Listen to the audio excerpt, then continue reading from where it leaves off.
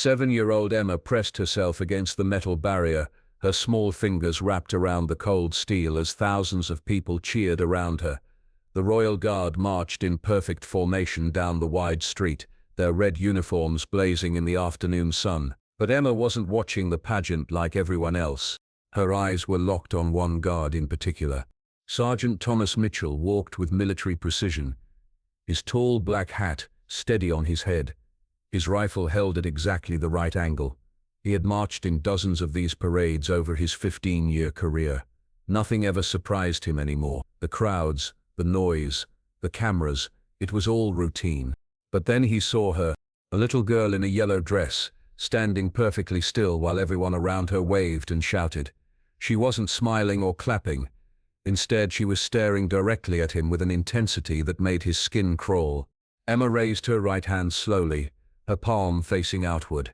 Then she made a gesture that froze Thomas's blood in his veins. 3 fingers up, 2 fingers down. A quick tap to her temple. Then she pointed directly at him. Thomas stumbled slightly, breaking formation for just a moment before catching himself. His fellow guards didn't notice. They were focused straight ahead, maintaining their disciplined march. But Thomas's mind was racing. That signal. He hadn't seen it in 8 years. Nobody was supposed to know it except for a handful of people, and most of them were dead. Emma's eyes never left his face as she repeated the gesture. 3 fingers up, 2 fingers down. Temple tap, point. The crowd continued cheering, completely unaware of the silent communication happening between the little girl and the guard. Thomas's heart pounded so hard he was sure the people around him could hear it over the military band playing behind them. He had 2 choices. He could ignore what he'd seen and continue marching, pretending it was just a coincidence, or he could do something that would end his career and possibly land him in prison. Emma made the signal one more time, and this time Thomas saw something else in her expression. Fear. Pure, desperate fear. That decided it. Thomas suddenly stepped out of formation, raising his right hand high in the air.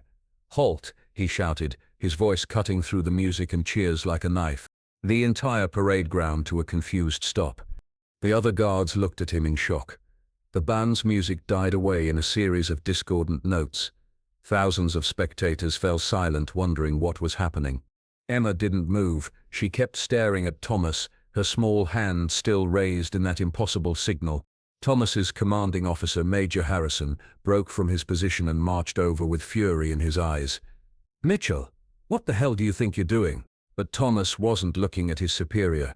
He was looking at the little girl, and what he saw in her face made him realize that stopping the parade was just the beginning. Something was very, very wrong. "Stand down, Sergeant." Major Harrison's voice cracked like a whip across the silent street. "Resume formation immediately." Thomas remained frozen, his eyes still locked on Emma. The little girl hadn't moved from her position at the barrier, but now he could see tears streaming down her cheeks. She was terrified, but not of him. She was terrified of something else. "Sir, I need to speak with that child," Thomas said quietly, never taking his eyes off Emma. "You need to get back in formation before I have you court-martialed." Major Harrison stepped closer, lowering his voice to a dangerous whisper. "You've just stopped the Queen's parade in front of 30,000 people and live television coverage. This better be life or death, Mitchell." Thomas finally looked at his commanding officer. "It is, sir." The weight in his voice made Major Harrison pause. In 15 years of service, Thomas Mitchell had never broken protocol. Not once. He was the most reliable soldier in the unit. "The signal she made," Thomas continued, his voice barely audible. "It's from Operation Nightfall." Major Harrison's face went white. Operation Nightfall was classified at the highest levels. Only 12 people had ever known the communication codes for that mission, and 8 of them were dead. "That's impossible," Harrison whispered. "That operation was terminated 8 years ago. All records were destroyed." "Not all of them, sir." Thomas gestured slightly toward Emma, who was still watching them with those frightened eyes. "She knows something." The crowd was getting restless. People were shouting questions, wondering why the parade had stopped. Camera crews were focusing on the disruption, broadcasting the confusion to millions of viewers. Major Harrison made a quick decision. He turned to the other guards. "Continue the parade. Route around this section. Move! The guards exchanged confused looks but followed orders, reforming their lines and marching past the stopped section. The band resumed playing, trying to cover the awkward gap in the ceremony. Harrison grabbed Thomas by the arm. "You have exactly 5 minutes to explain this before I have you arrested." Thomas nodded and started walking toward the barrier where Emma stood. As he approached, other spectators began to notice the commotion. Parents pulled their children closer, unsure what was happening. But Emma didn't move. She stood perfectly still, watching Thomas approach with a mixture of hope and terror in her young eyes. When Thomas reached the barrier, he knelt down to Emma's eye level. Up close he could see that she was younger than he'd initially thought, maybe 6 or 7 years old. Her yellow dress was clean but simple, and she wore scuffed sneakers that had seen plenty of play. "Hello," Thomas said softly. "My name is Sergeant Mitchell. What's your name?" "Emma," she whispered, her voice so quiet he had to lean closer to hear her. "Emma, where did you learn that signal you showed me?" Emma glanced nervously at the adults around her, then leaned forward until her mouth was close to Thomas's ear. "My daddy taught me," she whispered. "He said if I ever saw a guard with a scar on his hand like yours, I should make that sign. He said it was very important." Thomas looked down at his left hand where a thin white scar ran from his knuckle to his wrist, a souvenir from Operation Nightfall. "Where is your daddy now, Emma?" The little girl's lower lip trembled. "Bad men took him away 3 days ago. He told me to find someone with the scar and make the signal. He said they would help." Thomas felt his blood run cold. Major Harrison had moved closer and caught the last part of the conversation. "What's your daddy's name?" Thomas asked. "James Parker," Emma whispered. The name hit Thomas like a physical blow. James Parker was supposed to be dead. Major Harrison grabbed Thomas's shoulder hard enough to leave bruises. "We need to move, now." Thomas looked up at his commanding officer and saw his own shock reflected there. James Parker had been declared killed in action 8 years ago during the final phase of Operation Nightfall. Thomas had been there when they found his body. Except now his daughter was standing in front of them, very much alive and asking for help. "Emma," Thomas said carefully, "I need you to come with us. We're going to help you find your daddy." The little girl nodded, but as Thomas started to lift her over the barrier, she pulled back. "Wait," she whispered urgently. "Daddy said to give you this too." She reached into the pocket of her yellow dress and pulled out a small object wrapped in tissue paper. Thomas unwrapped it carefully, revealing a military dog tag. But this wasn't just any dog tag, it was his own, from 8 years ago, the one he'd lost during the mission that killed James Parker. "How did your daddy get this?" Thomas asked, his voice shaking slightly. "He said you dropped it when you saved his life," Emma replied. "He kept it safe for you." The implications hit Thomas like a tsunami. If James had his dog tag, and if James was alive, then everything they'd been told about Operation Nightfall was a lie. Major Harrison was already speaking rapidly into his radio, calling for backup and requesting immediate extraction. The crowd around them was growing curious about the conversation between the guard and the little girl. "Emma, we need to go somewhere safe so we can talk more," Thomas said. "But first I need you to tell me exactly what happened 3 days ago." Emma glanced around nervously at all the faces watching them. "There were 3 men. They came to our house early in the morning. Daddy woke me up and hid me in the secret room he built behind my closet. He told me to stay there no matter what I heard." Thomas felt his chest tighten. "What did you hear?" "Shouting. Daddy was arguing with the men. They wanted him to come with them, but he said he couldn't. He said he'd made a promise." Emma's voice got smaller. "Then I heard fighting, and then everything got quiet." "Did you see the men?" Emma nodded. "After they left, I came out of the hiding place. I looked out the window and saw them putting Daddy in a black car. One of them was really tall with grey hair. Another one had a funny accent. And the third one," she paused, her face scrunching up as she tried to remember. "What about the third one, Emma?" "He was wearing a uniform like yours, but different colors." Thomas and Major Harrison exchanged a look. If Emma was right, then military personnel were involved in James Parker's disappearance. And if James Parker was alive, then someone had gone to great lengths to fake his death. But why? A black SUV pulled up to the curb, and 2 men in dark suits got out. Thomas recognized them as military intelligence, but something felt wrong. They moved too quickly, with too much purpose. "Sir," Thomas said quietly to Major Harrison, "I don't think we should." But Harrison was already walking toward the vehicle, apparently expecting the extraction team. Emma suddenly grabbed Thomas's arm. "Those are the bad men," she whispered urgently. "The tall one with gray hair. That's him." Thomas looked at the approaching men and felt his blood turn to ice. Emma was right, and Major Harrison was walking straight toward them, completely unaware of the danger. Thomas had seconds to make a decision that would change everything. Thomas scooped Emma up in his arms and vaulted over the barrier in one fluid motion, his military training taking over. "Run," he shouted to Major Harrison, but it was too late. The gray-haired man was already pulling something from his jacket, not a gun but a small device that he pointed at Harrison. The major collapsed instantly, convulsing on the ground. Panic erupted in the crowd. People screamed and scattered as Thomas sprinted through the chaos, carrying Emma against his chest. Behind them he could hear shouting and the sound of heavy footsteps in pursuit. "This way." Emma pointed toward a narrow alley between two old buildings. Thomas didn't hesitate, plunging into the shadowy passage as the sounds of chaos faded behind them.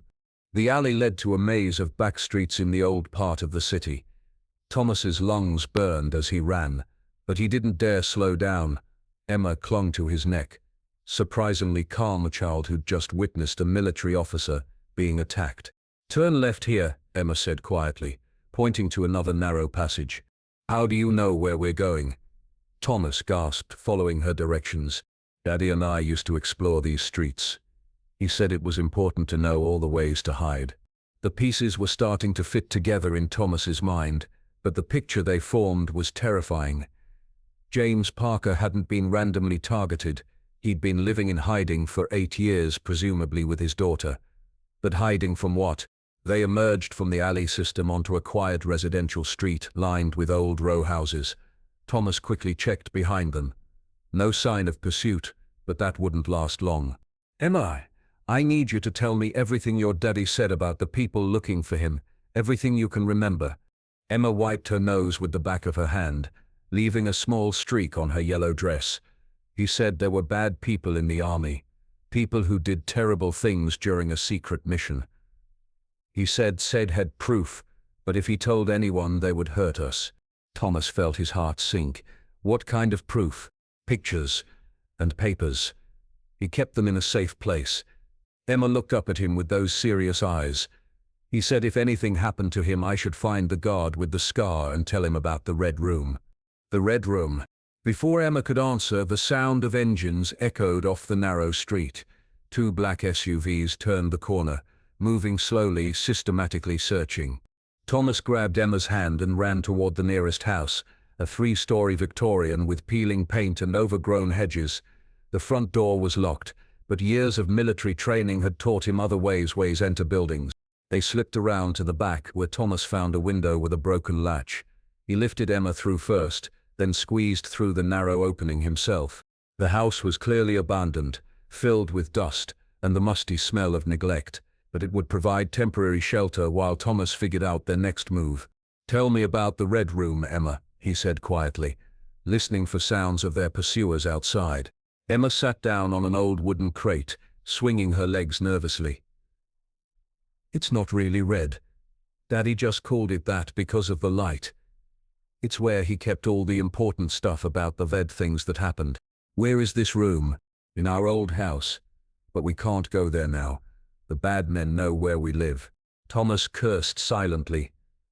If James Parker had evidence about Operation Nightfall, it was probably the only thing that could clear his name and expose whoever was behind this conspiracy. But getting to it seemed impossible now. The sound of car doors slamming came from the street outside. Through a crack in the dusty curtains, Thomas could see men in dark clothing spreading out, beginning a systematic search of the area. They had maybe 10 minutes before the searchers reached this house. "Emma," Thomas said urgently, "is there another way to get to the Red Room? Somewhere the bad men wouldn't think to look." Emma's face lit up with sudden hope. "The tunnels. Daddy showed me the old storm drains. They connect to lots of buildings in this part of town. including our house. Thomas felt a spark of possibility. Can you find the entrance? I think so, but Emma's expression grew worried. Daddy said never to go in the tunnels alone. He said they were dangerous. Outside, the voices were getting closer. Thomas could make out individual words now. They were coordinating a search pattern, moving house by house. We don't have a choice, Emma. Can you be brave for your daddy? Emma nodded solemnly, and Thomas realized that this little girl had already been braver than most adults could manage. They were about to find out just how brave she could be. The storm drain entrance was hidden behind a rusty grate in the basement of an abandoned shop 3 blocks away. Thomas had to use his full strength to pry the metal bars apart while Emma squeezed through the gap, her yellow res now streaked with dirt and rust. The tunnel beyond was pitch black and smelled of stagnant water and decay. Thomas used his phone's flashlight to illuminate the way forward, but the weak beam barely penetrated the darkness ahead. Stay close to me, he whispered to Emma, who had gone very quiet since they'd entered the underground passage. The tunnel was larger than Thomas had expected, easily tall enough for him to walk upright. Old brick walls dripped with moisture, and their footsteps echoed strangely in the confined space. Every few yards, side passages branched off into deeper darkness. This way, Emma whispered, pointing to a tunnel that sloped downward to their right. Daddy said the main line runs under Oak Street. Our house is on Oak Street. As they walked deeper into the tunnel system, Thomas's military instincts kept him alert for any sounds of pursuit, but the only noises were their own footsteps and the occasional drip of water from the ceiling.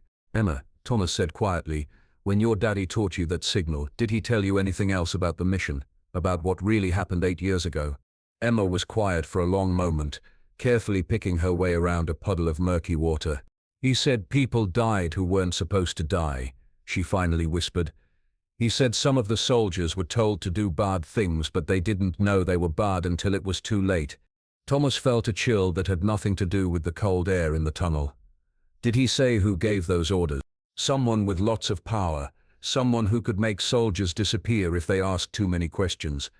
The implications made Thomas's stomach turn.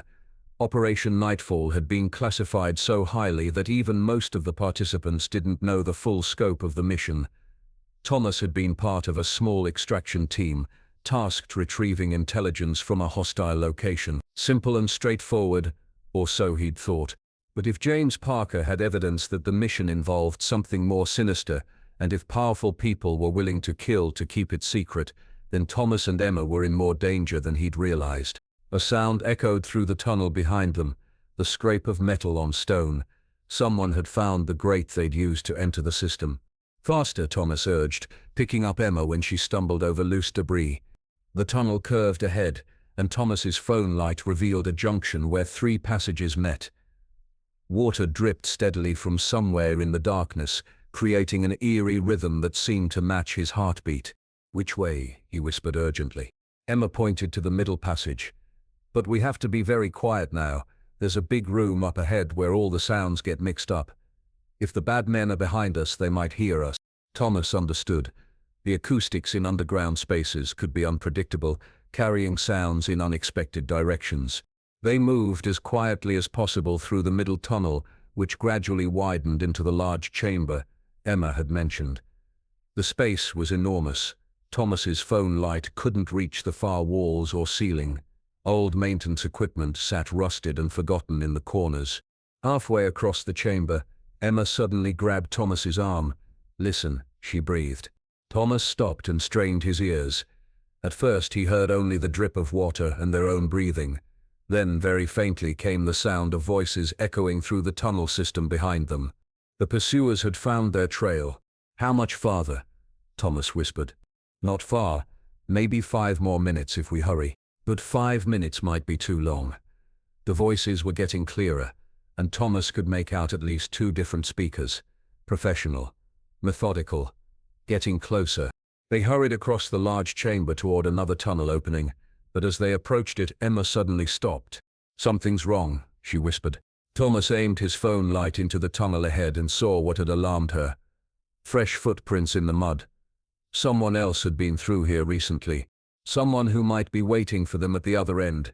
They were trapped between pursuers behind them, and unknown dangers ahead.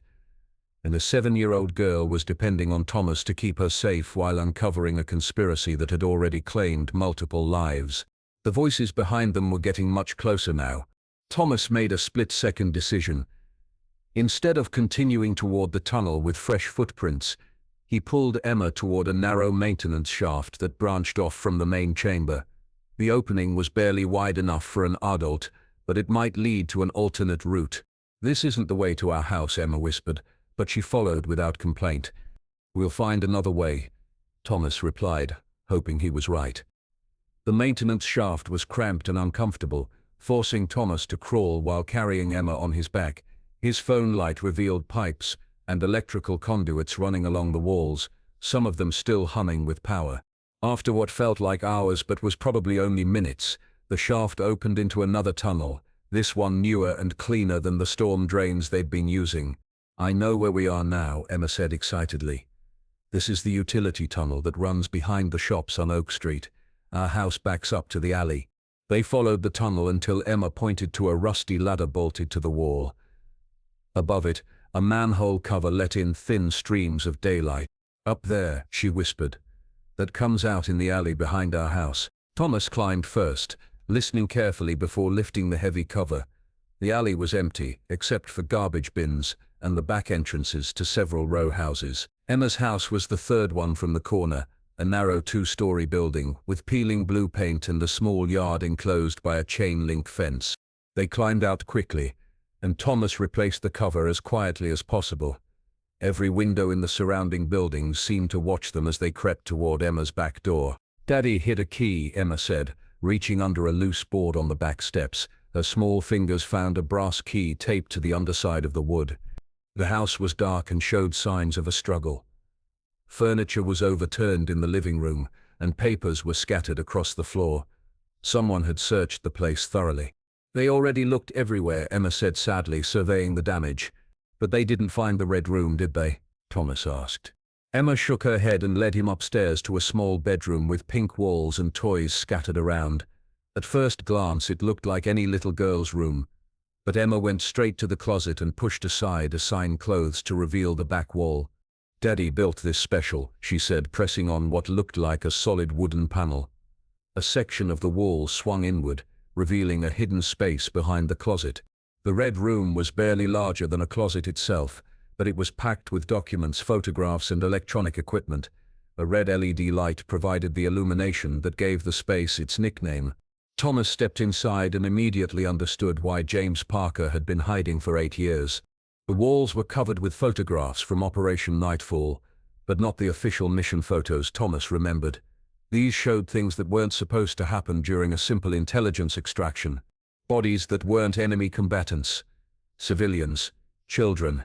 And standing over them, giving orders, was a face Thomas recognized.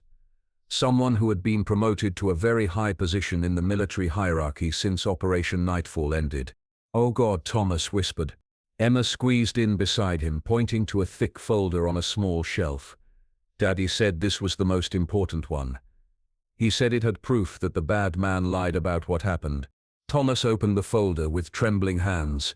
Inside were official documents, communication logs, and recorded conversations. Evidence that Operation Nightfall had been used as cover for something much darker, the elimination of witnesses to war crimes committed by someone who now held enough power to make people disappear. No wonder James Parker had been in hiding. This information would destroy careers and send people to prison for life. But it would also clear the names of soldiers like Thomas who had been manipulated into participating without knowing the full truth.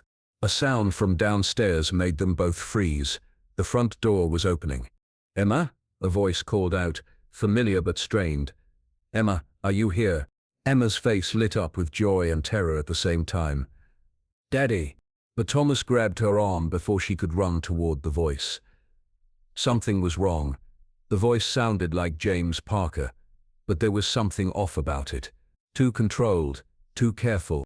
And if James Parker was free, why hadn't he come looking for his daughter sooner? Thomas pulled Emma back into the main bedroom and crept toward the stairs, trying to get a look at whoever had entered the house. What he saw made his blood run cold. It was James Parker, but he wasn't alone. The grey-haired man from the parade stood behind him, holding something against James's back. And James's eyes, when they met Thomas's through the stair railings, held a message of desperate warning. They had found James Parker, but they were using him as bait. Thomas pulled Emma quickly back into the red room and closed the hidden panel, leaving just a crack to see through. His mind raced as he tried to figure out their options. The folder of evidence was in his hands, but they were trapped with nowhere to run. "Emma, I need you to be very quiet and very brave," he whispered. "Your daddy is downstairs, but the bad men are with him. They're trying to trick us into coming out." Emma nodded, her eyes wide but trusting. This little girl had already been through more than most adults could handle, and she was still fighting. From below they could hear James Parker's voice, still calling for Emma, but with that strange, controlled tone. Then another voice, the grey-haired man. "She's here somewhere, Parker. The thermal imaging shows heat signatures. Make her come to you, or things will get very unpleasant." "Emma, please," James called out, and this time Thomas could hear the real desperation underneath. "I know you're scared, but I need you to come down. Everything's going to be okay." Thomas examined the contents of the folder more carefully, looking for something that might help them. Among the documents was a list of names, soldiers who had participated in Operation Nightfall. Most were marked as deceased or neutralized, but a few had different notations. His own name was there, marked as monitored, no action required. Below it was an explanation that made his stomach turn. Subject shows no signs of recovered memory or investigation into mission details. But James Parker's entry was different. Active threat, immediate termination required. And at the bottom of the page was a signature that confirmed Thomas's worst fears. General Marcus Webb, the man who was now in charge of military intelligence operations and had the power to classify or declassify any information. Operation Nightfall. "I have to do something," Thomas whispered to Emma. "But first I need you to promise me something." Emma nodded solemnly. "If something happens to me, I want you to take this folder and run. Go back through the tunnels to the abandoned house where we hid before. Stay there until it's safe, then find a police officer, but not a soldier. A regular police officer. Give them this folder and tell them to contact a reporter named Sarah Chen at Channel 7 News. Can you remember that?" "Sarah Chen, Channel 7, Emma repeated. Thomas took a deep breath and made his decision. He couldn't let James Parker die, and he couldn't let this conspiracy continue claiming lives. He stepped out of the red room and called down the stairs. "I have what you want," he said loudly, "the evidence from Operation Nightfall. Let James go, and I'll bring it down." There was a moment of silence, then footsteps on the stairs. The grey-haired man appeared first, followed by James Parker with his hands zip-tied behind his back. Up close, James looked exactly like he had 8 years ago, except for new scars on his face and the haunted look in his eyes. "Sergeant Mitchell," the grey-haired man said with a cold smile. "I'm Agent Reynolds. We've been looking for you." "I remember you," Thomas replied. "You were at the briefing before Operation Nightfall. You worked for General Webb." Reynolds nodded. "The General will be pleased to know his concerns about you were justified. You should have left well enough alone. Like James did. He tried to stay hidden, and you hunted him down anyway. Mr. Parker made the mistake of documenting things that were classified beyond his clearance level. That made him a security risk." Reynolds gestured toward the folder in Thomas's hands. "Just like you are now." Thomas heard a sound that made his heart leap. Sirens in the distance, getting closer. Someone had called the police. Reynolds heard them too, and his expression darkened. "It seems we'll need to accelerate our timeline. Give me the folder, Sergeant. Let James and his daughter go first." "I'm afraid that's not possible. They know too much." The sirens were getting louder now, and Thomas could see panic starting to creep into Reynolds' eyes. Whatever his plan had been, it hadn't involved police interference. Thomas made his final gamble. "The folder's already been copied," he lied. "I sent digital copies to 3 different news outlets before I came here. Even if you kill all of us, the story's going to come out." It was a desperate bluff, but it worked. Reynolds hesitated. Uncertainty replacing his cold confidence. That moment of hesitation was all Thomas needed. He threw the folder toward James, dove backward into the bedroom and shouted, "Emma, run! The sound of gunfire filled the house as police sirens wailed outside. Through the chaos, Thomas heard the blessed sound of small feet running toward the hidden tunnel entrance. Emma Parker was going to survive, and she was carrying the evidence that would finally expose the truth about Operation Nightfall. The little girl who had given a secret signal to stop a parade was about to stop something much bigger, a conspiracy that had been 8 years in the making. As Thomas heard police officers storming into the house, he knew that Emma's courage had saved more than just her father's life. She had saved the truth itself.